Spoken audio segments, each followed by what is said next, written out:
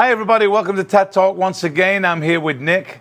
We're here at TCS, and well, it's not rocket science to figure out what we're all about today, is it? No. We're talking 1960s and some of the very best music to come out of Southern California and Liverpool, England. Check out this video.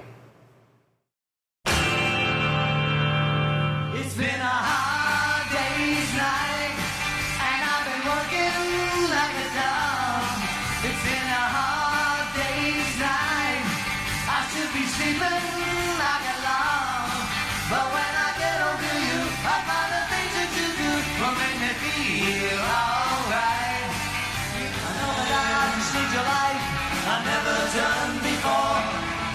Help me if you can, I'm feeling down.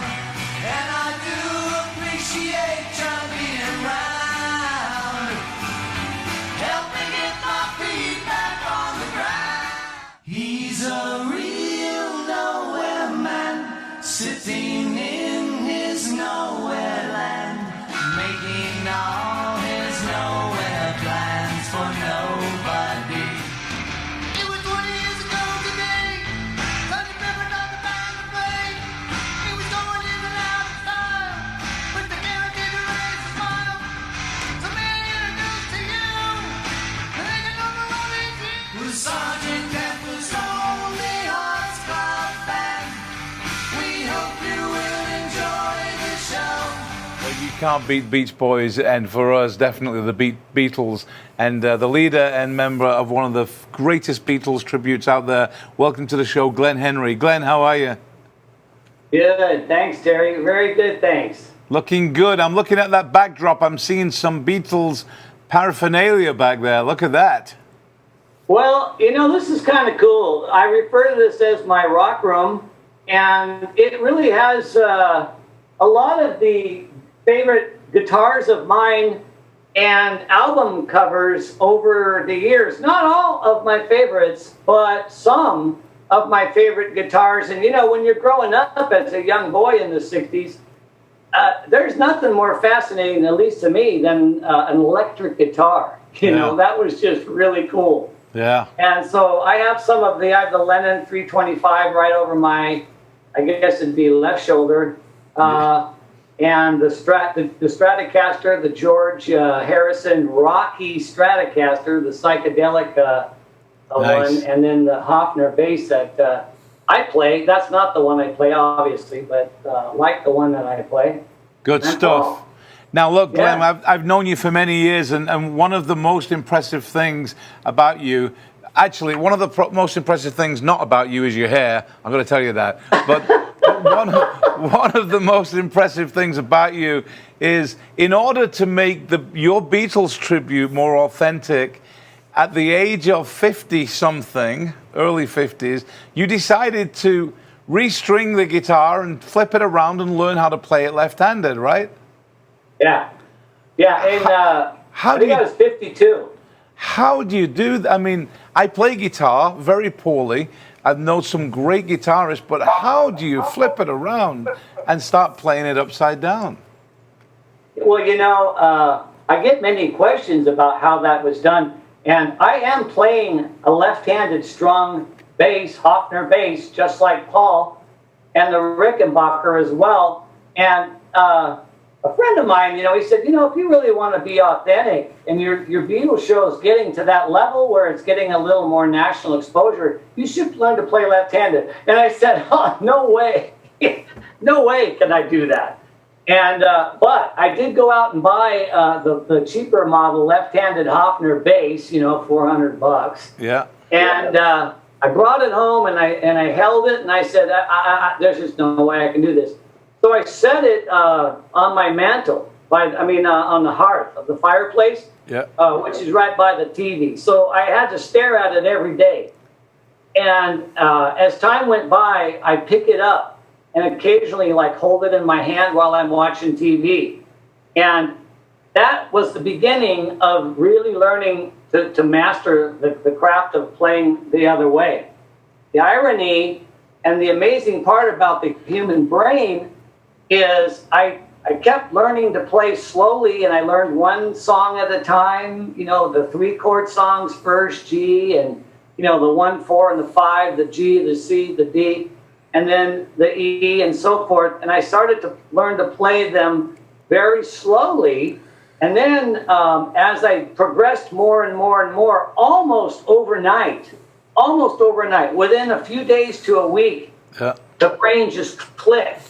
And things that I'd learned and known and that were complete muscle memory and habitual from the time I was 8 or 9 right-handed just flipped to the left side, so that all of a sudden it just became a lot easier. And things I could play right-handed, I could play left-handed without ever playing that left-handed before. That's amazing. And so when you were in the Beach Boys, did you play the right-handed? I do. And left-handed in the Beatles? Left-handed in the Beatles and right-handed in the Beach Boys. You are a sick man, you know that? Well, we know that. Oh, gosh, that's crazy. You know, it's part of it is my quest and, you know, my strive to be as accurate and as authentic as possible. And I think that's one of the things that's very popular about Paperback Writer is all of us are that way, you know, very, very anal, if you will, about authenticity. And now, to look back, I wish I'd have done it sooner, but to make it 100% authentic, you know, we've got all the Vox amps, all the exact guitars. I had to flip and learn to play left-handed. Yeah, well, you did it so well. Now, we always start TADTalk. I'm not sure if this classified as start, but we always begin TADTalk with a random question from Nick. It's got nothing to do with left-handed guitar. I'm going to hand it over to Nick. All right. Here's the random question for today. Other than Paul and Ringo, who would you love to hear is in the audience watching you perform in Paperback Writer? Oh, goodness. Other than Paul and Ringo. Other than Paul and Ringo. And George. Well, it would be really bad if George or John was in the audience. Other than Paul, you know, that's a really good question. And I get asked a lot of questions, and I don't think I can maybe... what about Julian? George Martin before he passed away. George. You know, I actually had the chance to have Jeff Emmerich, who was the engineer for some of the records. He was in the audience, and that was pretty cool. But that's a real tough question. I just would say maybe George Martin. It would be kind of cool. But otherwise, just any of the world's biggest Beatle fans. That's right, absolutely. What about you? Who would you like in the audience to watch your show? Which one? Billy Joel, Elton John? Billy Joel, yeah. Other than Billy Joel and Elton John, or as well as them? Other than them? Okay. Well, then Paul McCartney, then. Paul McCartney, yeah. That was easy. Yeah. What about you? I knew you were going to ask that. Which show? Sedaka. I knew you were going to say that too. Neil Sedaka. And actually, there's a very good reason why I'd like Neil Sedaka in the audience. So I do a show called the Sedaka Legacy. Sedaka Legacy. And I think Neil Sedaka is one of the greatest songwriters ever. But I'd love Neil to see the show because about half of the show is full of songs that you would not expect to be in the Sedaka Legacy. Like? You know, like The Immigrant, Betty Grable, our last song together. What's that song I did? There's a da-da. No, that's the other one. Anyway, there's a number of them. Going Nowhere. Such great songs. So Neil Sedaka is my choice. Nice. So there you go. Hey, I just remembered another interesting fact, Terry. When I see that picture behind you, Yes. the Beatles picture behind you, that picture was shot before I learned to play left-handed. And you'll see I'm holding the bass left-handed in that photo because we wanted to replicate the picture. But it's a right-handed Hofner bass. So some people that are very in tune to instruments and where the pick guard is, the pick guard is on the top. instead of the bottom in that picture. So I was just staring at that going, oh yeah, I forgot about that. But it wasn't foresight. You know, I didn't think, oh, I'm going to learn to play left-handed eventually. It's just I had to copy the picture, so I flipped the bass around so it looks left-handed in that photo in the black suit. Can we zoom on that again, Scotty? Let's zoom on that. Oh, look at that, yeah. Oh, you know, I can fix that. I can superimpose your left-handed guitar on there and keep your fingers on it. That is awesome. You know, Terry, I have yet to see somebody come up and you know, there's a lot of Beatle enthusiasts that come to the shows. I have yet to have anybody say that and point that out, but they have pointed out other small things of detail that if we didn't catch, we correct, you know? Absolutely. Well, look, we first met at Sky back in the day when we were booking tributes, and always great working with you. The Beatles are phenomenal, obviously, historically, and I really enjoyed having Paperback Writer and High Tide there. But when we come back after the break, I would love to talk about all things Liverpool, because as you know, this young man here was born in Liverpool, and so there's such a lot of Liverpool connections in his life, and relate them to you and the Beatles. So we'll be back after the break talking much more about Liverpool. We'll see you then. Okay. Welcome to TAD Creative Studios, Arizona's state-of-the-art creative facility. We are a turnkey operation, so you're not wasting any time on setup. Simply show up and start rehearsing or recording. We offer our on-the-fly video switching and editing, meaning you can walk away with the edited footage the very same day. We can come to your location, and our setup is ready-made for indoors and outdoors. Our 30-foot LED video wall provides the perfect backdrop for bands and entertainers. The results are amazing. Create your next YouTube presentation on our multifunction interview set. Over 20 years experience creating and producing the most effective scissor reels in the market. TAD Creative Studios. Check it out for yourself.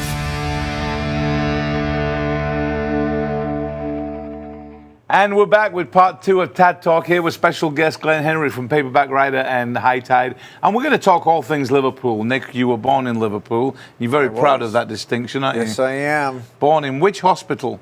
Fazakli. And of course the Beatles were there. And Glenn, you run and have created one of the best Beatles tributes in the world, but you haven't been to Liverpool yet, I understand. I haven't. It's definitely a bucket list item that I have yet to achieve and greatly desire.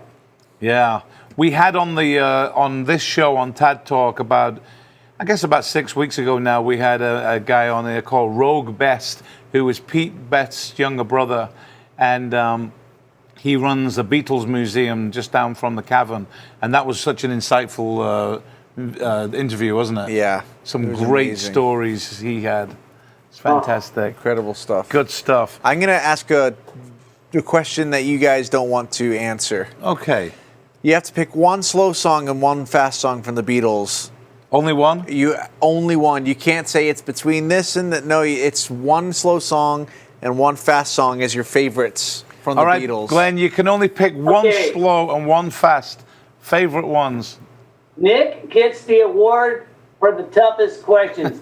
it was going to be okay until he goes, you can't go this and, you can't go that, because it does. Anybody will probably tell you in any of the tribute shows that it changes, you know. Yeah. I will tell you the slow song that I love the most, and I never, ever get tired of singing it. Okay. When I was a kid, I really wasn't a big fan because it wasn't fast. It wasn't beat music.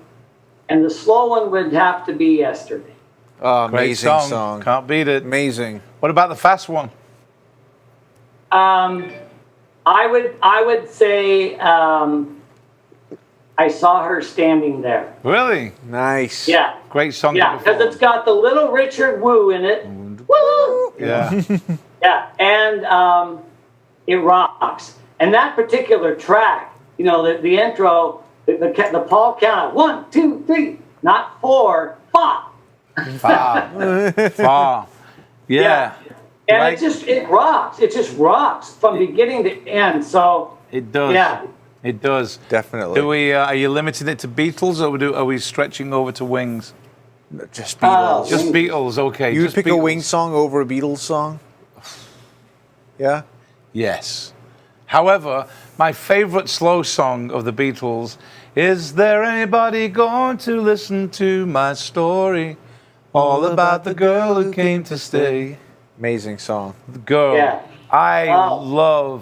love that song, and it's second. It's first only slightly to "She's Leaving Home," which is You can't do. I told I know you said I can't do that, but I did it, and now I'm very tempted to say your favorite Fast song, okay. but I'm not going to say that. I'm going to say it's getting better all the time, I used to because get that mad talks about and 2020. It's getting better all the time. We are getting Right. better. We'll be back next year. 2 songs, Yeah. slow or fast. What will it be? Okay, so slow. I'm gonna pick something. Something in the way she moves. George Harrison Great song. really showed what he could do with that song. I love that song. And fast. What did you think I was gonna say? Ballad of John and Yoko. Ballad of John and Yoko is correct. Standing in That's I love that song so much. Although since you gave a second only to Go on then. then the other fast one would be Martha, My Dear. Go Okay, now if you get 2 fast ones, on then. You get 2 fast ones. Go on, Glenn. I'm really fond of. Oh God, they're so. Oh, they're just going through my mind. God, I would say "He Loves You." Loves you. Isn't it great? Yeah, yeah. Oh, that chord at the at the Yeah, last the sixth. end of the song Yeah. and the end of the intro. Fantastic So good. stuff. The All right. Tougher question. Actually, it's not tougher, okay. but another difficult question. Well, maybe it's not. Favorite Beatle? Paul. Paul? Yeah, I've always loved Paul. Ever since I was a young kid, I loved Paul. You know, I could pick one then and say, Paul's my favorite. Now, it's kind of like when you have kids. You love them for different ways. Each kid you love in a different way. I love the silent, quiet gentleman that George was, you know, and the funny, goofy Ringo, and the intellectual John. So I've gone through phases of all of them over the years. You know, I've got a beautiful John Lennon portrait painting in my house because I love and admire his work. Yeah. And particularly because it's intellectual. You know, it's definitely thought-provoking, intellectual, philosophical, where Paul's kind of the happy-go-lucky, you know, I can write about a doorknob and it'll be a hit. You know, it'll have a catchy melody. Yeah, exactly. It's But interesting. all totality of everything, you know, it's probably Paul. Yeah. Who would you say was the most influential of the 4 Beatles in the group? Within the group? Over me or in general? No, within the group, within the Beatles and the Oh. 10 years or the 8 years they were together, who do you think was the most influential in terms of that group being what they were? Well, you know, I've done research and you know, there's tons of material out there. And I almost would say Paul, now John was the leader of the group. Paul, as time went on, became very particular about certain things. Paul and John obviously could not have accomplished anything Yeah. without one another. It Yeah. just wouldn't have happened the way it did. What about you? Without What one. about if you were, who's your favorite Beatle? George Harrison. George? Yeah. He's brilliant. Who would you say was the most influential Beatle? In terms of the music, or in terms of Just their... as a band. They weren't just a band. They influenced society for decades. Well, that's the thing. I mean, obviously I wasn't there at the time that they were around, but when I look back at interviews and people looking at them, it wasn't John and the other guys. It wasn't Paul and the other three. It was John, Paul, George, and Ringo. They were all equal in this whole thing. And I think if it stayed as John, Paul, George, and Pete, you know, I think it's something about them, those four being those four. I don't think you could put one above the rest in terms of what made them who they are. However, I am going to surprise you with what you just said, because I believe that Ringo was potentially the most influential of all four. Wow. And I'll tell you why I'm going to say it. Because John Lennon was a genius, as I believe Paul and George were. But Ringo has an X factor about him, about his playing, about some of the things he did in boom boom da da dum da da da da da da da da. There were some things that he did that I believe no other drummer would have done it like that back then. Not necessarily technically the best, but he had And that lick is backwards, by the way. Yeah, absolutely. Did you know that? Yeah, yeah. It's backwards because he was left-handed playing it on a right-handed kid. So absolutely. He starts with the floor tom. Yeah, and I just think that he had it something that was that last little color on the painting that made it a Picasso. So there you know what's interesting, Terry and Nick? The interesting thing that Nick brought up about knowing and being identifiable to all four, it was very clearly Brian Epstein's influence and concept. Yeah. To make sure that all of the public in America or in the UK or wherever around the world knew them by their name and as individuals, collectively as the Beatles. So on the Ed Sullivan Show, they even superimposed the name. You know, they showed John and they superimposed the name John and Paul and Ringo and George. So it was very important. Yeah. In fact, see, the Beach Boys didn't do that. You don't really know the Beach Boys' names all that much, if you're a real big fan. But the moderate people that weren't huge fans of the Beatles, well, you know, didn't really become a serious fan of the Beatles, still knew. Yeah. In fact, now that it was John, Paul, George, and Ringo. No, absolutely. So just to touch on Liverpool, this is going to be some of the stuff that we've been lucky to do, but you're going to love all of this. Nick was born in Liverpool. Beatles are a very big part of his life. And last 2 years ago, we got to go to Abbey Road, and you recorded in Studio 2 there. Yes. Just spend 1 minute and tell us what it's like to be able to take your original music, sit at the Hey Jude or Let It Be piano, and record on those hallowed walls. Well, I had 8 hours in the studio booked, and I only recorded for 6 of them because the first 2 hours I was either crying or touring the room. Just it was. I mean, it's incredible. You go over to one piano, and obviously the people working there are so knowledgeable. There was a young kid working there as one of the engineers who really didn't give a crap about anything. He was just kind of there working as an engineer as a job, and I think he was into like the new stuff, like rap and stuff, and he didn't really care about the Beatles, which was crazy to me. That you would think that was part of the contract, like you gotta love the Beatles or else you're not hired. But no, he was just like, yeah, this is the piano that they recorded Hey Jude. This is the piano they recorded Let It Be. Over here, you know, that last chord in A Day in the Life, yeah, that was recorded on here. You like Lady Madonna? Yeah, come over here. This is what Lady Madonna was recorded on. Here, do you want to see the room they recorded Because? Here, I'll show you the room where they recorded Because.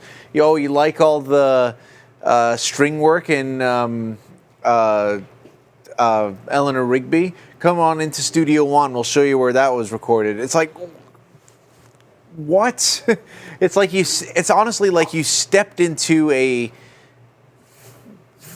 fictional world that you had only seen on a screen and thought that it was fake. And then here you are, you've stepped into your TV and you've stepped into the radio and you're actually there, and it's surreal. It's so hard to explain, but Yeah.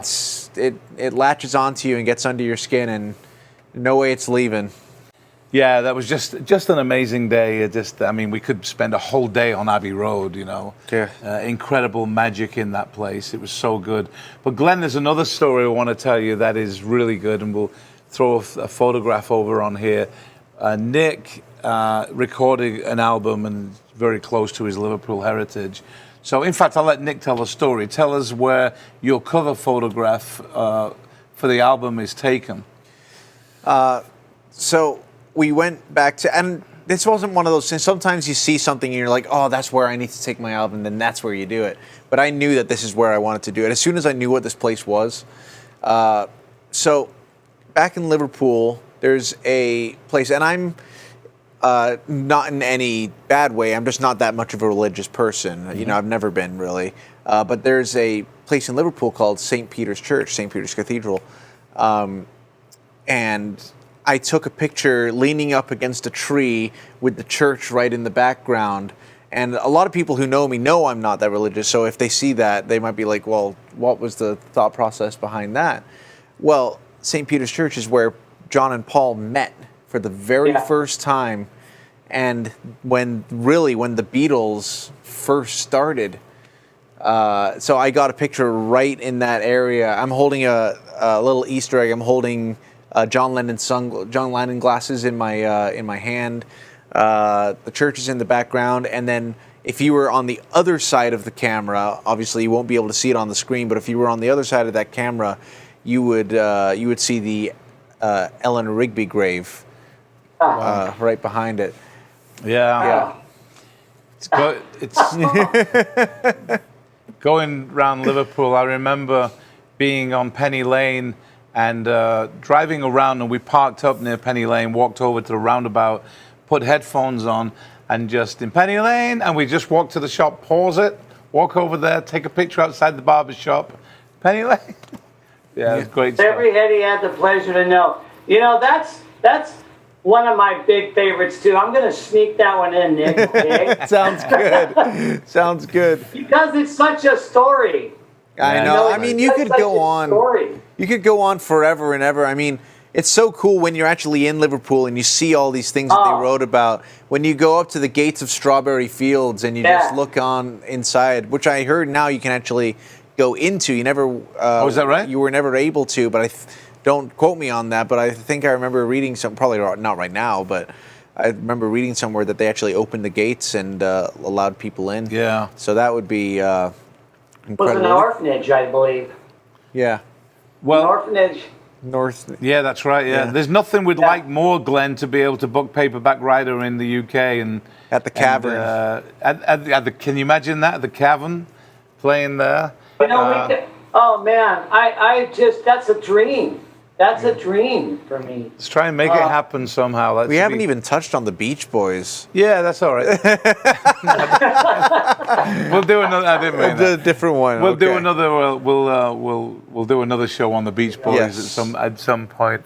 I'm going to finish with my best/worst story, Glenn, about the Beatles, Paul McCartney. And I know exactly what you're going to say. I hate/love telling a story because when I think back, it was a big regret. But anyway, we're at home in the UK. Nick was young. I think it was 94, 95. We were broke. We didn't really have much money. We were struggling to get by, and but working hard on a new business that we had a recording studio. So working all the hours got sent, and got a phone call from a friend of mine. He said to me, hey, what are you doing tomorrow night? So I said, oh, I'm just here working. He said, I've got 2 tickets for a show in Liverpool. I can't remember what the price, but it was like £50 each or something. And I said, I can't afford it. I don't have the money. He says, listen. And I said, who's performing? He said, I can't tell you. It's a surprise, but you have to go. It's a show that's being recorded for TV, for a DVD. And I said, I can't afford it.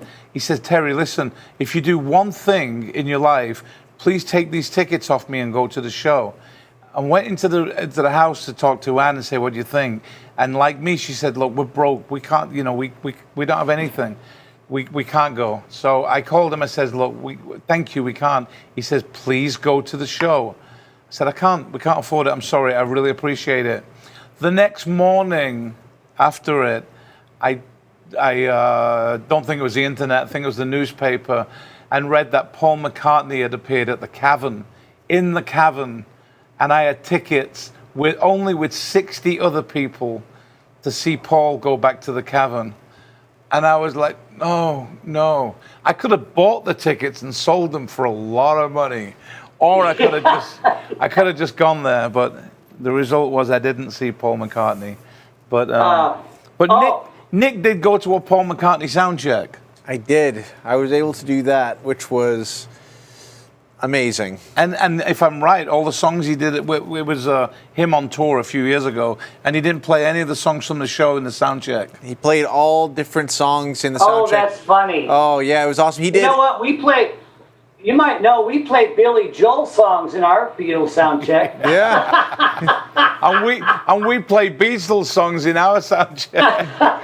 But yeah, we have a special dedication to Nick and Terry on Facebook. That's funny. If we have time, I don't know if we have time, I have a quick story about sort of like what you said, Terry. Absolutely, let's do it. I hadn't seen Paul at all, and in 1992, I worked at an insurance company, and I had a secretary, my own secretary, and she was a huge Paul fan, and just as much Wings as Beatles, and so we had talked about going together, her and her husband and myself and my wife. So I went down to Music Plus. You remember record stores. That's where they were selling the tickets. So I got to the next day, I went down, because the tickets were going on sale at like 10 a.m. or something. I went down there. There was a line wrapped all the way around the Music Plus store.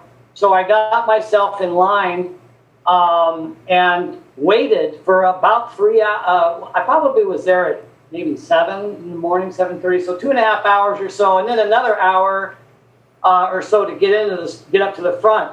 I get up to the front. I get right up to the front, and he says, hold on. And then he let people in front of me in. And he says, hold on. And then he didn't. I'm right at the front. I'm the next guy. And he says, okay, hang on. And he turns to me and says, Glenn, he didn't know my name. I'm sorry, I can't sell you a ticket. We just sold out the show. Oh. And I said, what? Are you kidding me? We just sold out the show. We have no more tickets. So he yelled over to everybody, I'm sorry, folks, that's it. You're out. We sold out. No more. Got to go home. Goodbye. I was devastated. Because I had not yet seen him. And so I just thought, I'm going to walk around the record store and maybe pick up a record or two. And I was walking around the store, and one of the guys behind the counter said to the other guy, goes, what are these two tickets? And the other guy says, what do you mean? He goes, well, what are these two here? And he goes, I don't know. Let me see. And so they kind of go back and forth trying to figure out who dropped the ball and left two tickets unsold. And I said, are those tickets to the McCartney show? And they said, yeah. And I go, how many you got? And he goes, just 2. And I go, can I buy them? So I don't see why not. Wow. So I bought them. But I had the dilemma of, do I give them to my secretary and her husband, or do I say maybe I didn't get any at all and just go with me and my wife? So, did you go? I gave them to my secretary. Why did you do that? Because, you know what? She was such a hardcore fan, and so was I. But I just felt it was a nice thing to do. Yeah, and it came around later, because I got to see him about 6 or 7 times after that. The first time after that I saw him was in 93 maybe 99 or something. And one of my friends who was a lawyer called me up and said, Glenn, I got tickets to McCartney. You want to go? It's free. Oh, Free. wow. You don't have to Nice. pay. Nice. Nice. Well, good. There you go. You got the good karma back. It's great. Yeah. We're coming towards the end of the show, but I want to spend 2 minutes, and it's about all we've got. But I want to ask you about your dad, because your dad was a legend in our industry, and I'd love you to tell us just a little bit about him before we go. He got a contract to record for RCA in 1941. And he had a big band. He had a 14-piece big band. He started in 1936, performing with maybe 6 or 7 guys, big band era, swing music. And he finally got to the point where he was touring enough and around the U.S. where he got the attention of RCA Records. He actually got an opportunity to sign a contract with RCA. And back then, what you did is a little different than now. You signed the contract, you went out and you toured so everybody heard your band, and then you came in the studio and you recorded. So It's kind of the opposite. I think it's different now. Yeah. And so he got the contract with RCA and started his touring. And in 1942, he was drafted into the Army. Wow. So he didn't get to finish his tour. He had to leave. And he had to leave and go serve his country. So he did that for 4 years. And when he came out of the Army, of course, 4 years, that might as well be 50 years in regular time because the industry had already changed that much. Big band was still big, but there were other newer upcoming people that they were interested in, and they were no longer interested in his band. However, he was able to have a very, very successful career touring the United States, and my mother was his vocalist with whom he met in 1950.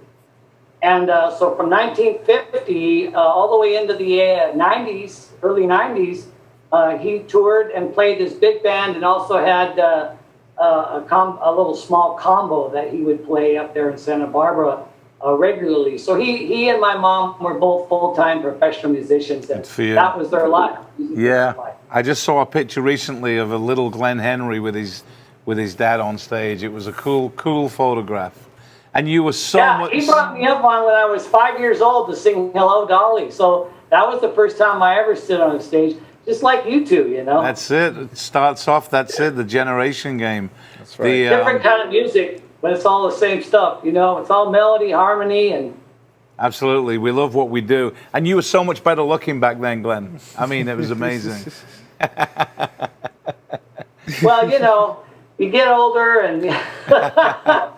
Well, look, thank you for being on the show. It's been great. We didn't talk Beach Boys. I know. Why did we talk Beach Boys? Because the Beatles rock. That's why. Of course. But Get me talking about the Beatles, I won't stop. Let's do it again, because I have some great Beach Boys stories. We'll do it again. Where we actually played for them. So Brian Wilson, sitting in the audience and watching us, and really cool stuff. Nice. We'll definitely do that on the next show. You've enjoyed it. Oh, yeah. Going back to Liverpool a little bit. This has been great. Glenn, thanks for joining us on TAD Talk. And everyone else watching, thank you so much for watching. We'll see you next time on another episode of TAD Talk. Take care, everybody. Bye-bye.